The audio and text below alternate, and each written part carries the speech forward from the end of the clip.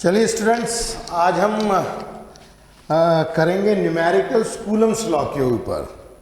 Coulomb's law के ऊपर जो न्यूमेरिकल्स हैं, स्टार्टिंग के मैं थोड़े आसान न्यूमेरिकल्स पहले बताऊंगा जो चैप्टर एंड एक्सरसाइज में दिए हुए हैं, और उसके बाद हम लोग थोड़े से डिफ़िकल्ट लेवल के ऊपर जाएंगे जिनमें वेक्टर्स का भी इस्तेमाल होगा। हम लोग क्वेश्चन नंबर 1 कर रहे हैं एक्सरसाइज का, और क्वेश्चन नंबर 1 एक्सरसाइज का है। उसमें पूछा गया है what is the force between two small charge spheres having charges 2 × 10⁻⁻7 coulomb and 3 × 10⁻⁻7 coulomb placed 30 centimetre apart in air।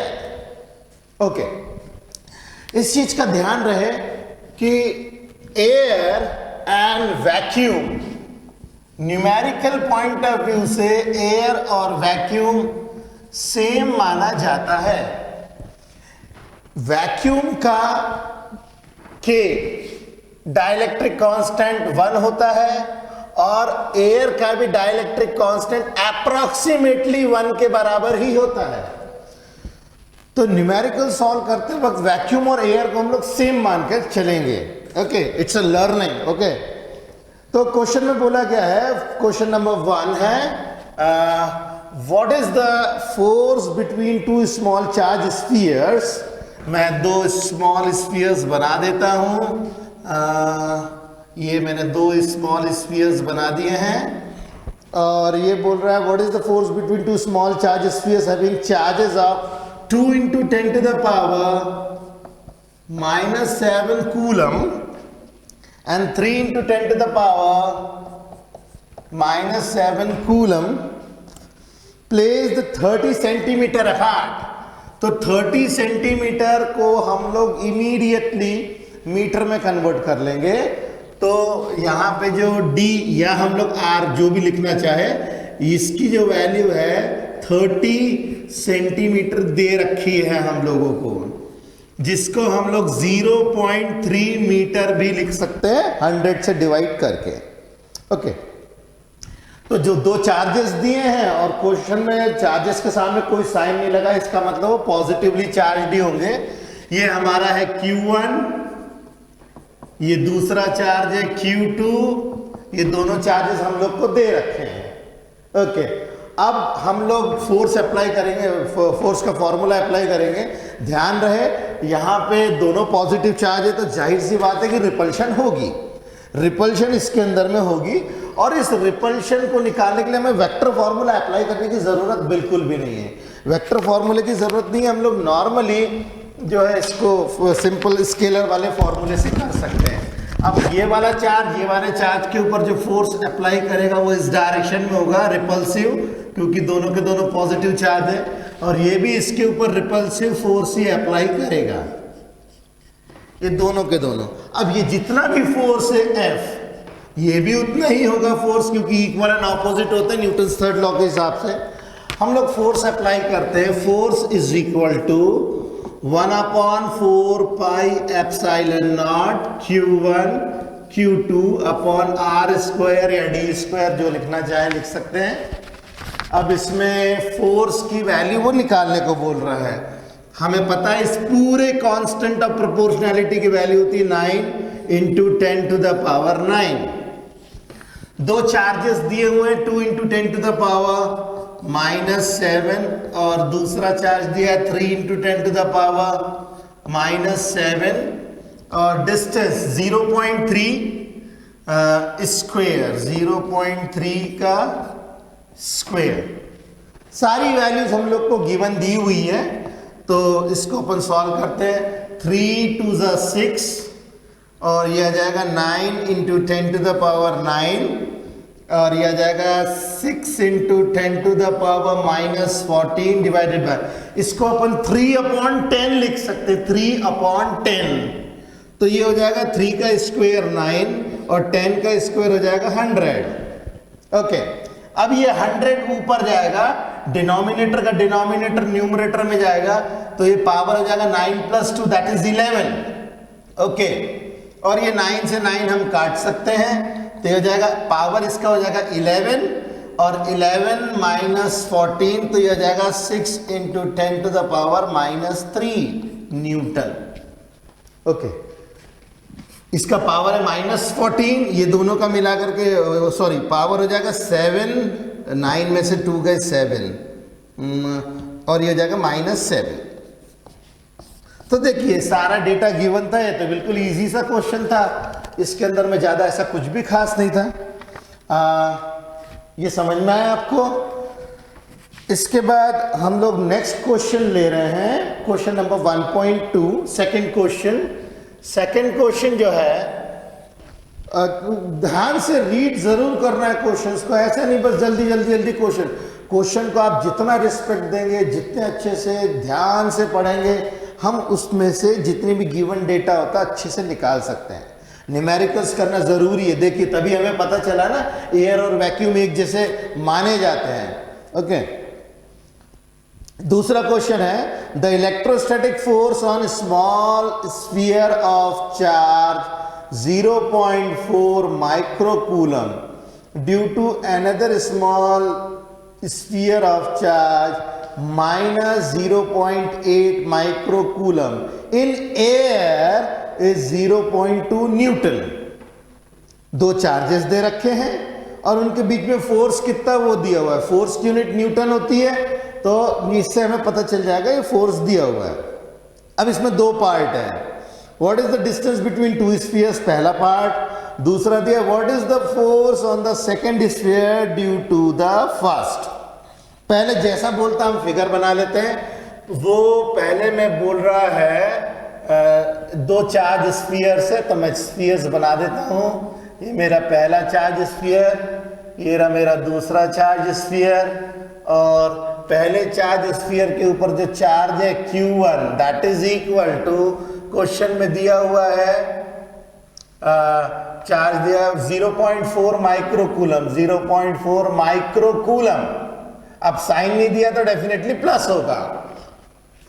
दूसरा चार्ज है Q2, this is equal to -0.8 microcoulomb, और इन दोनों के बीच में जो भी फोर्स है, ये फोर्स की वैल्यू हम लोग को दिया हुआ है 0.2 न्यूटन। अब इनके बीच की जो दूरी है सबसे पहले तो वो निकालनी है। इनके बीच की दूरी को हम लोग r मान लेते हैं, ठीक है। अब जरा देखिए ये ऑपोजिटली चार्ज है, तो जाहिर सी बात है कि इनमें अट्रैक्शन होगी, ये अट्रैक्शन होगी, और ये जो फोर्स है ये अट्रैक्टिव फोर्स है, इसीलिए हमने इस तरीके से दिखाया है। ये फोर्स का मैग्नीट्यूड दोनों में बराबर ही होगी।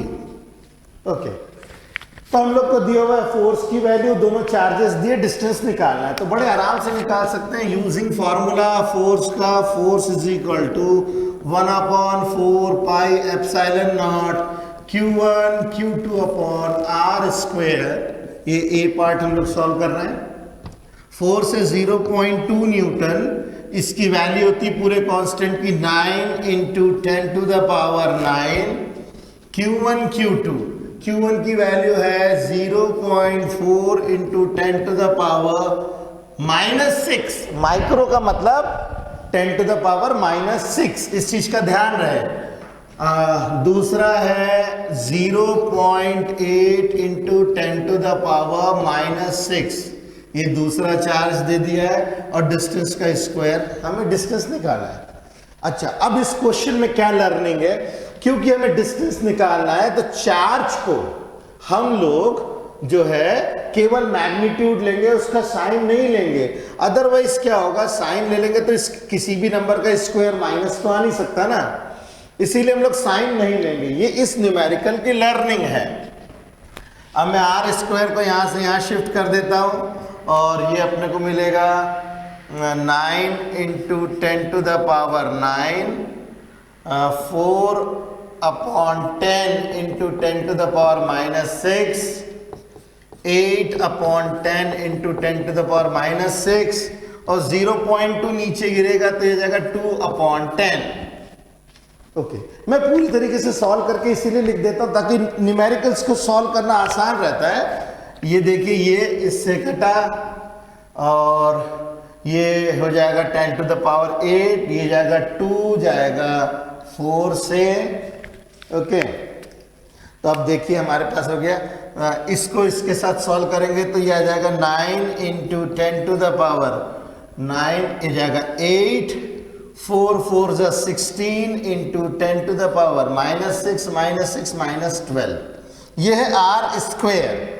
अब देखिए इंटेलिजेंटली सॉल्व करना हम लोग को, अगर हम लोग को आर निकालना है तो रूट लगाना पड़ेगा दोनों तरफ, और जैसे ही मैं रूट लगाऊंगा तो 9 का हो जाएगा 3, 10 टू द पावर 8 का हो जाएगा 10 टू द पावर 4, 16 का हो जाएगा 4, और 10 टू द पावर -12 का हो जाएगा 10 टू द पावर -6। देखिए कितनी आसानी से हम लोगों ने सॉल्व किया, कैलकुलेशंस किए नहीं, आसानी से हम लोग उसको सॉल्व कर सकते हैं। तो रेडियस की जो वैल्यू आएगी 3 4 जा 12 इंटू 10 टू द पावर -2, -6 -4 -2, ये आ जाएगा मीटर। मगर 10 टू द पावर -2 को हम सेंटीमीटर भी लिख सकते हैं, तो इसको हम लोग 12 सेंटीमीटर डिक्लेयर कर सकते हैं। इन दोनों में से जो हमें ठीक लगे हम आंसर डिक्लेयर कर सकते हैं। ओके, तो देखिए ये दोनों कितने आसान क्वेश्चंस थे। ठीक है, अब थोड़ा सा लेवल हम बढ़ाएंगे। Question number 1.6 question, next question है question number 1.6। 4 point charges QA 2 microcoulomb, QB -5 microcoulomb, QC 2 microcoulomb and QD -5 microcoulomb are located at the corners of the square ABCD। सबसे पहले तो हम स्क्वायर बना लेते हैं, स्क्वायर बना लेते हैं। ये हमने स्क्वायर बना दिया, नेमिंग कर लेते हैं A B C and D। ध्यान रहे इसे जिगजैग नहीं लिखना, या तो साइक्लिक ऑर्डर में या तो anti clockwise anti cyclic direction में लिखना है। ऐसा नहीं कि हम जिगजैग लिख रहे हैं ABCD, ऐसे नहीं चलेगा। या तो ऑर्डर ये फॉलो करना पड़ेगा आपको, या तो ऑर्डर ये फॉलो करना पड़ेगा। अब इन सभी के चार्जेस दे रखे हैं। चार्ज जो A के ऊपर है 2 माइक्रोकूलम है, प्लस 2 माइक्रोकूलम है यहाँ पे चार्ज। दूसरी जगह पे QB पे है -5 माइक्रोकूलम, निगेटिव चार्ज है। तीसरा C के ऊपर है 2 माइक्रोकूलम, 2 माइक्रोकूलम, और ये भी पॉजिटिव ही दिया है। और D के ऊपर दिया है -5 माइक्रोकूलम। ठीक है, अब ये बोल रहा है what is the force on a charge of 1 microcoulomb place the centre of the square. Centre, square के सेंटर के ऊपर जो पॉइंट है वहां पे इन लोगों ने दिया हुआ है 1 माइक्रोकूलम का चार्ज। इस पॉइंट को मैं O ले लेता हूं, और यहां पे जो चार्ज दिया हुआ है 1 माइक्रोकूलम का पॉजिटिव चार्ज अपने को दिया हुआ है। ठीक है, स्क्वायर की साइड भी हम लोग को दे रखी है। ये स्क्वायर की साइड हम लोग को दी हुई है 10 सेंटीमीटर की, इसकी साइड है 10 सेंटीमीटर की, 10 सेंटीमीटर की इसकी साइड अपने को दी हुई है। अच्छा देखिए, न्यूमेरिकल सॉल्व करते वक्त न्यूमेरिकल्स को रिस्पेक्ट देना बहुत जरूरी है। अच्छे से न्यूमेरिकल के फिगर्स बनाएं, क्योंकि ये वन टाइम इन्वेस्टमेंट होता है। एक बार यदि हम लोगों ने अच्छे से उसको समझ लिया तो नेक्स्ट टाइम उसको समझने में हमें ज़्यादा दिक्कतें नहीं होती है। और दूसरी खास बात है कि हम लोग न्यूमेरिकल्स जब करते तो थ्योरी भी बहुत अच्छे से समझ में आती है। ओके, तो जो उन्होंने बोला मैंने किया। अब इसके बाद में वो बोल रहे what is the force on charge of 1 microcoulomb placed at the centre of the square. इसके ऊपर अपने को फोर्स निकालना है कितना है। मैं क्या करता हूं, इसको दूसरे कलर के पेन से फोर्सेस इसके मार्क करता हूं। अब देखिए ये पॉजिटिव चार्ज है, ये भी पॉजिटिव चार्ज है। तो जब हम लोग ये दोनों पॉजिटिव चार्ज आपस में इंटरैक्ट करेंगे,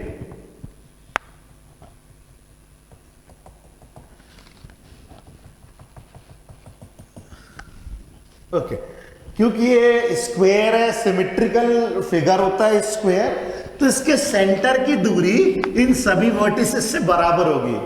कितनी होगी वो भी हम निकाल सकते हैं, मगर राइट नाउ इसकी रिक्वायरमेंट नहीं है। तो ये वाला जो चार्ज है, इस सेंटर पे रखे हुए चार्ज को ये भी पॉजिटिव रेपल करेगा। ये देखिए मैं रिपल्शन दिखा देता हूं ग्रीन कलर के पेन से। ये मैंने रिपल्शन दिखाया, फोर्स ओ के ऊपर ए के कारण। ओके, अब ये भी पॉजिटिव चार्ज, इन दोनों पॉजिटिव चार्ज के कारण ये जो है ये भी इसको रेपल करेगा। तो ये आ जाएगा फोर्स ओ के ऊपर सी के कारण। ओके, अब हम लोग देख सकते हैं ये दोनों इक्वल भी होंगे और ऑपोजिट भी होंगे। रीजन दोनों चार्जेस बराबर है, 2 माइक्रोकूलम 1 माइक्रोकूलम का कॉम्बिनेशन है, और यहां पे भी इस वाले फोर्स में भी 2 माइक्रोकूलम और 1 माइक्रोकूलम का कॉम्बिनेशन है। फोर्सेस बराबर इसीलिए होंगे क्योंकि डिस्टेंसेस भी सेम और चार्जेस भी सेम।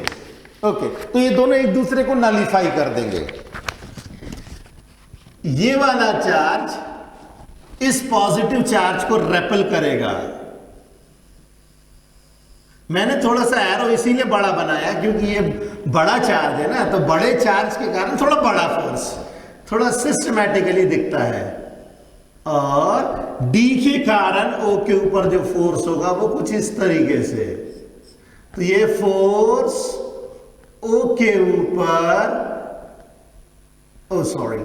ये अट्रैक्ट करेंगे, तो ये हमें मिलेगा फोर्स D के ऊपर O के ऊपर D के कारण, ये आ जाएगा फोर्स O के ऊपर B के कारण। अब हम देख सकते हैं कि ये ऑपोजिट चार्जेस एक दूसरे के फोर्सेस को नलीफाई कर रहे हैं। ठीक है, तो फोर्स O के ऊपर A के कारण प्लस फोर्स O के ऊपर C के कारण, ये मैग्नीट्यूड वाइज दोनों के दोनों बराबर हैं, मगर इनका डायरेक्शन ऑपोजिट है। तो हम ऐसा लिख सकते हैं force O A plus force O C that is equal to 0। Okay, similarly B और डी भी एक दूसरे के फोर्सेस को नलीफाई कर रहे हैं। तो force magnitude wise force O के ऊपर बी के कारण का इसका मैग्नीट्यूड फोर्स ओ के ऊपर डी के कारण इसके मैग्नीट्यूड के बराबर है। ठीक है,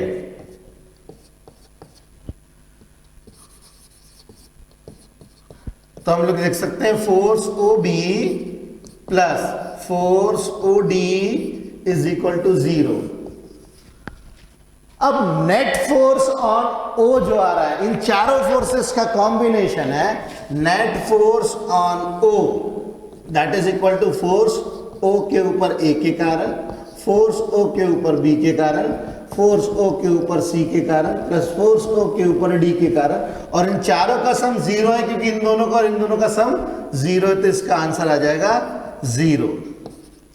कुछ इस तरीके से हम लोग निकाल सकते हैं। वैसे ये न्यूमेरिकल अगर हम लोग एक बार अच्छे से कर ले तो अगली बार इस तरीके का न्यूमेरिकल आए तो हम मन में भी सॉल्व कर सकते हैं। ठीक है, मगर ये सिस्टमैटिकली दिखाने के हिसाब से बिल्कुल परफेक्ट है। ओके, तो ये न्यूमेरिकल में मजा तब आता जब ये चार्जेस अलग अलग साइज के होते। मान लीजिए अगर चार्जेस अलग अलग साइज के होते तो ये एरो एक बड़ा बनता, ये छोटा बनता, तो इनका कुछ मतलब रिजल्टेंट निकलता। ये एक बड़ा होता या दूसरा बड़ा होता तो इनका भी रिजल्टेंट निकलता, फिर हम लोग को वेक्टोरली उसको सॉल्व करना पड़ता। मगर चूंकि अभी स्टार्टिंग है, एकदम से इतने टिपिकल क्वेश्चंस हम नहीं लेंगे, तो बेसिक ये 3 क्वेश्चन तुम लोग देखो किस तरीके से लेवल ये लोग इंक्रीज करते जा रहे हैं धीरे धीरे। ओके, तो ये कुछ इस तरीके से हम लोग को क्वेश्चंस करना है। आप इसको फटाफट उतारिए और इसके बाद हम अगले थोड़े से और टिपिकल क्वेश्चंस पे चलेंगे।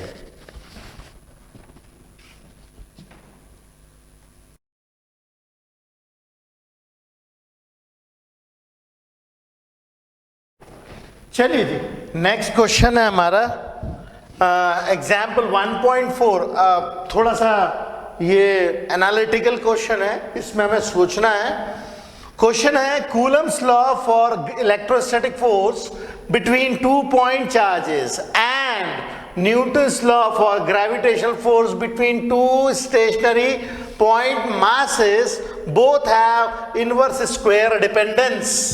दोनों का इनवर्स स्क्वायर डिपेंडेंस है। अगर मैं इलेक्ट्रोस्टैटिक फोर्स लूं तो इलेक्ट्रोस्टैटिक फोर्स का फॉर्मूला होता है 1/4 pi epsilon naught Q1 Q2 upon R का स्क्वायर, और ग्रेविटेशनल फोर्स का फॉर्मूला होता है capital G M1 M2 upon R का स्क्वायर। ये दोनों के दोनों फॉर्मूले inversely proportional to square of the distance between the charges और मासेस है। तो ये दोनों के दोनों जो है इनवर्स स्क्वायर फैमिली के लॉज हैं। ये दोनों के दोनों जो है इनवर्स स्क्वायर लॉ फैमिली को बिलोंग करते हैं, दोनों के दोनों। ठीक है, अब ये बोल रहा है compare the strength of these forces by determining the ratio of their magnitudes. पहले हम इलेक्ट्रोस्टैटिक फोर्स निकालेंगे, फिर ग्रेविटेशनल फोर्स निकालेंगे, फिर रेशियो निकालेंगे, ऐसा वो बोल रहा है। And compare the strength of these forces by determining the ratio of their magnitudes for an electron and a proton। इसमें दो पार्ट है। पहला पार्ट जो है वो बोल रहा है इलेक्ट्रॉन और प्रोटॉन के लिए निकालो, और दूसरा पार्ट बोल रहा है दो प्रोटॉन्स के बीच में निकालो। ठीक है, तो ये हो गया इसका पहला पार्ट ए। इसका बी पार्ट है क्वेश्चन का, estimate the acceleration of electron and proton due to the electrical forces and mutual attraction when they are in 1 degree angstrom apart, mass of proton mass of electron दे दिया हमें। अब इस question में दो part है। पहले part के अंदर में हम लोग को रेशियो निकालना है इलेक्ट्रॉन और प्रोटॉन के बीच में, पहला केस। दूसरा केस दो प्रोटॉन्स के बीच में रेशियो निकालना है इलेक्ट्रोस्टैटिक फोर्स और ग्रेविटेशनल फोर्स के बीच। दूसरा निकालना है एक्सेलरेशन। एक्सेलरेशन निकालना है प्रोटॉन और इलेक्ट्रॉन के ऊपर इन फोर्सेस के कारण, इलेक्ट्रोस्टैटिक फोर्सेस के कारण। तो यहाँ दो पार्ट है। पहले पार्ट में इन्होंने बोला रेशियो निकालो, तो रेशियो निकालने के लिए इलेक्ट्रोस्टैटिक फोर्स हमारे पास ये होता है, ग्रेविटेशनल फोर्स ये इस तरीके से दिया जाता है capital G M1 M2 upon R square. और फिर जब हम इनका रेशियो लेंगे, तो जब रेशियो लिया जाएगा इनका कुछ इस तरीके से, तो ये कट जाएगा इससे, और फिर रेशियो लेते वक्त इलेक्ट्रोस्टैटिक फोर्स और ग्रेविटेशनल फोर्स का जब हम लोग रेशियो लेंगे, इसकी वैल्यू होती है 9 × 10⁻⁹, और कैपिटल G की वैल्यू होती है 6.67 × 10⁻⁻11। ये यूनिवर्सल ग्रेविटेशनल कांस्टेंट होता है जो हम लोगों ने पिछले साल ग्रेविटेशन के चैप्टर में पढ़ा है। Q1 Q2 दोनों के चार्जेस बराबर है प्रोटॉन्स एंड इलेक्ट्रॉन्स के, 1.6 × 10⁻⁻19 का स्क्वायर, और मासेस, मास प्रोटॉन का और इलेक्ट्रॉन का दिया हुआ है हम लोग को, प्रोटॉन और इलेक्ट्रॉन का 1.67 × 10⁻27, और इलेक्ट्रॉन का मास है 9.11 × 10⁻31 kg। अब जब हम इसको सॉल्व करते हैं, तो इन दोनों का जो रेशियो आता है वो आता है 2.4 × 10⁻39। ये आता है 2.4 × 10⁻39। इसका मतलब ये है कि electrostatic force is 2.4 × 10⁻39 times gravitational force. ये रेशियो है ना, मैं Fg को उस तरफ ले जाऊं तो ये कुछ इस तरीके से मिलेगा। अब ये जो बात बता रहा है, इसको अगर हम लोग सोचें तो ये क्या बोल रहा है समझो, ग्रेविटेशनल फोर्स से 10⁻39 टाइम्स स्ट्रॉन्गर होता है इलेक्ट्रोस्टैटिक फोर्स। 10⁻39 टाइम्स, ये 1 time, 2 time, 100 time, 1000 time, 1 lakh times नहीं है। 1 लाख टाइम्स में भी 5 जीरो होते हैं, 1 लाख टाइम्स में भी 5 जीरो होते हैं, और यहाँ तो 39 जीरोस हैं। ये बहुत स्ट्रांग फोर्स होता है। ये न्यूमेरिकल में हमें यही बताया जा रहा है कि इलेक्ट्रोस्टैटिक फोर्स गजब का स्ट्रांग है as compare to gravitational force. Electrostatic force is very very very huge, बहुत बड़ा होता है। फिर यही चीज हमें निकालनी है दो प्रोटॉन्स के बीच में। तो जब दो प्रोटॉन्स के बीच में लेंगे तो यहाँ पे ये जो मैंने इलेक्ट्रॉन का मास लिया, इलेक्ट्रॉन के मास की जगह पे प्रोटॉन का मास ले लेना है। और फिर इसको ये लोग सॉल्व करते हैं नीचे। जब इसको नीचे सॉल्व करके ये लोग दिखाएंगे तो हम लोग देखेंगे कि जो दो प्रोटॉन्स के बीच में निकल रहा है यही फोर्स का रेशियो हमने इलेक्ट्रॉन प्रोटॉन के बीच में निकाला। अब जब दो प्रोटॉन्स के बीच में निकालेंगे तो ये आएगा 1.3 इंटू 10 टू द पावर 36। ये छोटा, इसके अपेक्षा ये थोड़ा सा छोटा इसीलिए हो गया है क्योंकि यहाँ पे क्या है ना, डिनोमिनेटर थोड़ा बड़ा हो गया है। प्रोटॉन का मास इलेक्ट्रॉन की जगह पे जब हम लोग रखेंगे तो ये थोड़ा सा छोटा अपने को आंसर मिलता है, तो भी बड़ा है, काफी बड़ा है ये। इलेक्ट्रोस्टैटिक फोर्स यहां पे भी तुम लोग देखोगे तो इलेक्ट्रोस्टैटिक फोर्स ग्रेविटेशनल फोर्स से approximately 10 to the power 36 times stronger है। This is very very huge, बहुत बड़ा होता है। ओके, अब इसके बाद में यहां पे एक पैराग्राफ में बहुत अच्छी इंफॉर्मेशन दे रहा है वो, however it may be mentioned here that the sign of the two forces are different.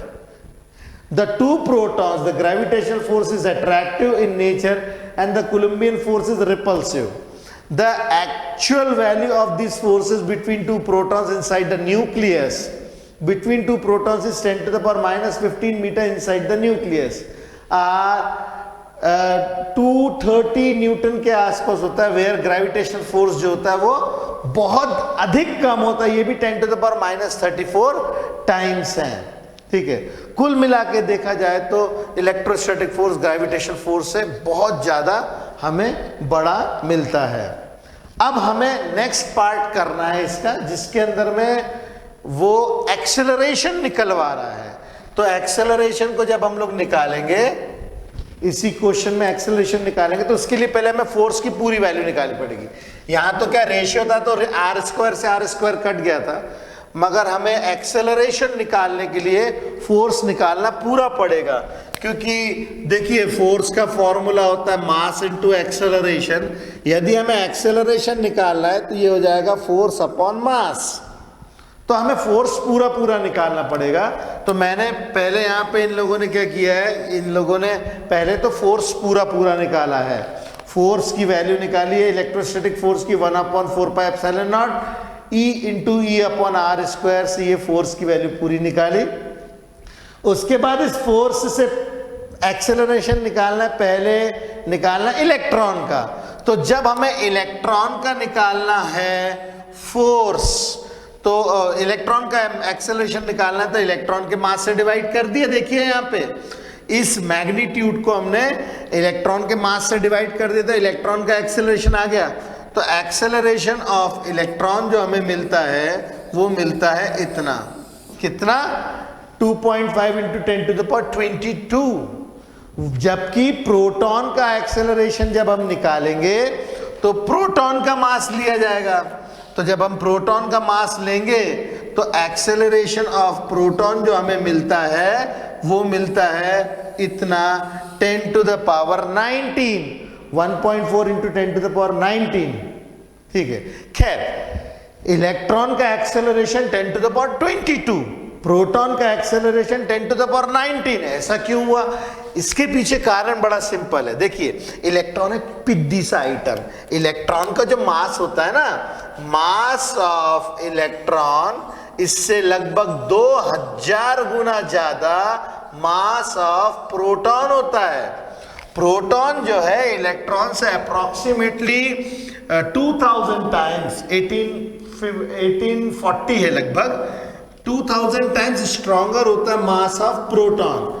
तो चूंकि प्रोटॉन हेवी है, बड़ा ऑब्जेक्ट है, इसीलिए फॉर द सेम फोर्स, चूंकि मास उसका ज्यादा है तो एक्सेलरेशन कम मिल रहा है। आप ठीक वैसे ही सोच सकते हो जैसे आप किसी एक फुटबॉल को मारो एक फोर्स, तो फुटबॉल जो जाएगा क्योंकि फुटबॉल हल्का है तो दूर तक जाएगा, मगर वही इतना बड़ा पत्थर होगा तो वो नहीं जाएगा दूर तक के, क्योंकि हेवियर ऑब्जेक्ट होता है तो एक्सेलरेशन आपको कम मिलता है, और लाइटर ऑब्जेक्ट होता है तो एक्सेलरेशन आपको ज्यादा मिलता है। वैसे ही इन लोगों ने यहाँ पे देखिए एक्सेलरेशन इलेक्ट्रॉन का निकाला 10⁻22, प्रोटॉन का निकला थोड़ा सा कम है, जो भी है, मगर इसकी ये वैल्यू कितनी ज्यादा बड़ी है आप ये अंदाजा लगाओ। एक्सेलरेशन आ रहा है 10⁻19, 10⁻22 का लेवल का एक्सेलरेशन अपने को देखने को मिल रहा है, और ये एक्सेलरेशन हम कतई एक्सेलरेशन ड्यू टू ग्रेविटी से कंपेयर नहीं कर सकते,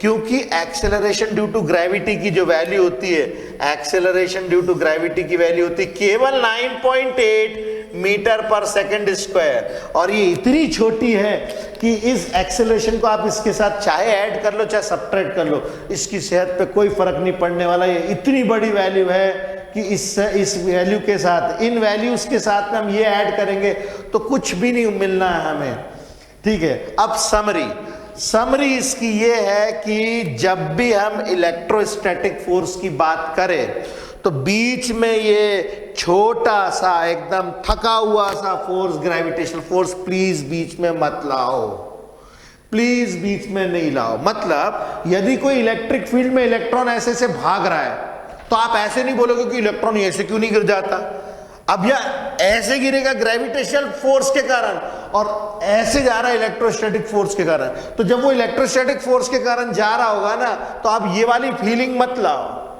ये वाली फीलिंग नहीं आएगी, क्योंकि ये इतना छोटा होता है इसकी अपेक्षा कि वो हम नेग्लिजिबल मानते हैं। कुल मिला के समरी ये है कि जब हम इलेक्ट्रोस्टैटिक फोर्स की बात करें तो ग्रेविटेशनल फोर्स बीच में नहीं आना चाहिए।